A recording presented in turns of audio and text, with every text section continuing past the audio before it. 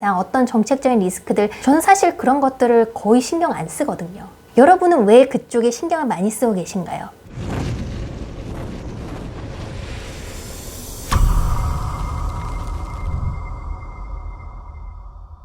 안녕하세요. 거위농장주 이고은입니다. 요새 시장 상황이 굉장히 변동성이 많습니다. 이럴 때 시장의 상황과 상관없이 꾸준히 수익을 내는 방법에 대해서 여러분과 오늘 이야기해 보려고 합니다. 그 비결은 바로 나만의 투자 스트라이크 존 만들기입니다. 우리가 학생들에게 이런 질문을 많이 하죠. 너는 꿈이 뭐야? 나중에 목표가 뭐니? 이렇게 질문을 하면 그 학생은 자기는 나중에 어떤 일을 하고 싶어서 뭘 전공하고 어디를 갈 거고 이런 식으로 자기의 준비 과정을 이야기를 합니다. 그런데 우리가 막상 이제 성인이 되고 나서는 그런 걸 잃어버리는 경우가 굉장히 많은 것 같아요. 우리 투자자들도 목표가 있어야 합니다. 그리고 그 투자 목표는 자산 규모가 아니라 현금 흐름을 기준으로 세워야 합니다. 몇 년 전에 10년 후에 10억 만들기 이런 자산 규모로 목표 세우기가 유행을 했었는데 제가 제안 드리는 거는 자산이 아니라 현금 흐름의 크기로 목표를 세우는 거예요.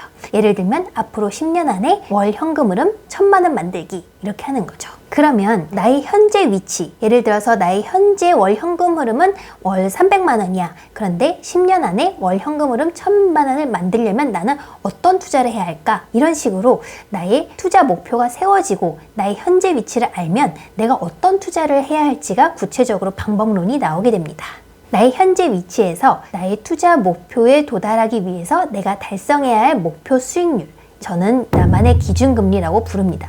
나만의 기준금리라고 부르는 이유는 이게 사람마다 다 다르기 때문이에요. 당연히 투자 목표도 다 다를 것이고 현재 상황도 다 다릅니다. 그렇기 때문에 내가 투자 목표를 이루기 위해서 달성해야 할 목표 수익률도 당연히 다르죠. 예를 들어서 나만의 기준금리가 10%라는 걸 확인했다면 나는 앞으로 투자 수익률 10% 이상을 달성할 수 있는 투자를 골라서 해야겠죠. 나만의 기준금리, 투자 목표 수익률을 명확히 아는 것부터가 나만의 투자 스트라이크 존을 만드는 첫 걸음이에요. 나의 기준이 정해졌으면, 나만의 기준금리, 그러니까 투자 목표 수익률이 정해졌으면 앞으로 내가 접하는 투자 기회마다 그 투자의 수익률이 어떤지를 점검을 해야겠죠. 그래야 이 투자를 내가 할지 말지를 결정할 수가 있습니다.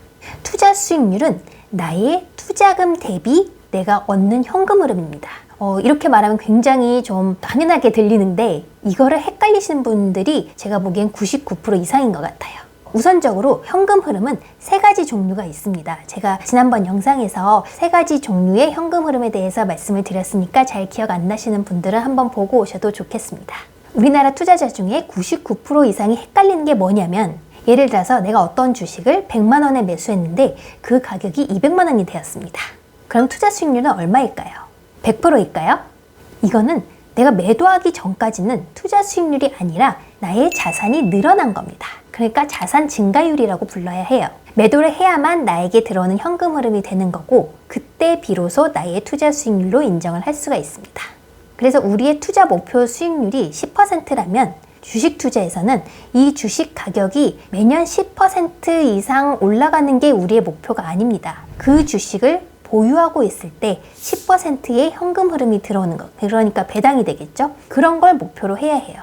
부동산의 가격 상승이 10% 되는 걸 목표로 하는 게 아니라 부동산을 보유하고 있을 때 전세나 월세로 우리 손안에 들어오는 현금 흐름이 나의 투자금 대비 10% 이상 되는 걸 목표로 합니다. 물론 가격이 상승해서 내가 매도했을 때 얻는 것도 현금 흐름이에요. 하지만 이걸 우리가 굳이 바라고 목표 수익률로 잡지 않으려고 하는 이유는 가격은 예측 불가한 영역이기 때문입니다. 우리는 미래 가격을 예측할 수가 없죠. 그래서 우리가 주식이나 부동산 같은 자산을 가지고 있을 때 매년 가격이 10% 이상씩 오를 거야 라고 바라고 투자를 하는 건 굉장히 위험한 일이에요. 그렇기 때문에 그보다는 우리가 가치 있는 자산을 싸게 잘 사서 이거를 보유하고 있는 동안 나에게 들어오는 현금 흐름이 10% 이상 되는 투자를 하는 게 훨씬 쉽고 강력한 투자가 되는 거죠. 그렇기 때문에 여러분은 자산 증가율과 투자 수익률을 명확하게 구분하셔야 해요.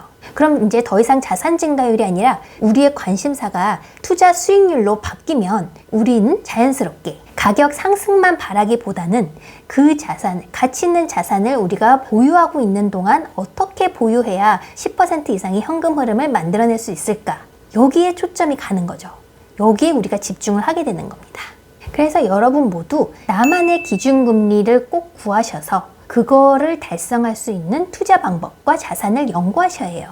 저 같은 경우는 개인적으로 기준금리가 10%가 넘습니다. 두 자릿수이고요. 그래서 저 같은 경우도 10%가 넘는 투자 수익률을 가져다 줄 수 있는 자산은 어떤 걸까? 어떻게 투자해야 그런 10% 넘는 투자 수익률을 올릴 수 있을까? 이게 저의 관심사였어요. 그러한 자산과 투자 방법을 찾고 연구하다 보니까 부동산에서는 전세를 레버리지한 아파트가 되기도 했고, 그리고 경매로 상가를 싸게 낙찰받아서 거기서 안정적인 사업을 통해서 10% 이상의 투자 수익률을 올리고 있기도 하고요. 그리고 주식은 내가 보유하고 있는 동안 현금 흐름을 잘 가져다 줄 수 있는 배당 귀족주로 집중을 하고 있고, 그리고 금이라는 자산은 옵션 매도를 통해서 또 10% 이상의 투자 수익률을 내고 있습니다. 이처럼 내가 자산을 계속 가격 예측과 전망에 맞춰서 샀다 팔았다 하는 게 아니라 가치 있는 자산을 보유하는 동안 나에게 주어지는 현금 흐름이 안정적으로 들어오는 투자를 해야 내가 요새 나오는 헝다 리스크라든지 테이퍼링, 금리 인상, 어떤 정책적인 리스크들, 이런 거시경제 변수로부터 자유로워질 수가 있습니다. 저는 사실 그런 것들을 거의 신경 안 쓰거든요. 여러분은 왜 그쪽에 신경을 많이 쓰고 계신가요? 그런 거시경제 변수들은 자산의 가격에 많은 영향을 줍니다. 하지만 제가 보유하고 있는 자산이 가져다주는 현금 흐름에는 거의 영향이 없어요. 그렇기 때문에 만약 시장 분위기가 안 좋아져서 자산의 가격들이 하락을 한다면 저 같은 경우는 박앤세일 기간이 왔으니까 어떤 가치 있는 자산을 싸게 잘 살까, 그런 관점에서 바라볼 겁니다. 거시경제에 대한 공부는 사실 하면 할수록 재미있어요. 세상이 어떻게 돌아가는지 그 흐름에 대한 이해도가 깊어지니까 굉장히 재밌고 필요한 공부라고 저는 생각을 하는데, 하지만 그건 여러분의 우선순위는 아니어야 합니다. 거시경제 변수들을 예측하고 전망해서 가격을 예상하려고 하기보다는 일단 지금은 그런 거시경제 변수와 상관없이 나의 목표 이상의 현금 흐름이 안정적으로 나올 수 있는 자산을 싸게 사서 모아가는 것, 거기에 주력하셔야죠. 우선순위는 거기에 있습니다. 그래서 거시경제 공부가 나쁜 건 아니지만 사실 공부를 위한 공부가 되는 건 아닌지 한번 생각해 보실 필요는 있는 것 같아요. 그보다는 좀 더 현금 흐름에 집중을 해서 현금 흐름을 잘 가져다주는 자산을 어떻게 싸게 사서 어떻게 보유해야 10% 이상 또는 나만의 기준금리 이상의 투자 수익률을 꾸준히 낼 수 있는가, 여기에 초점을 맞추셔야 합니다. 그게 투자자의 우선순위가 되어야 하고, 시장의 변동성에 너무 신경 쓸 필요 없는, 시장의 상황에 크게 휘둘리지 않으면서 나의 목표를 충실히 달성해 나갈 수 있는 투자를 하시기 바랍니다.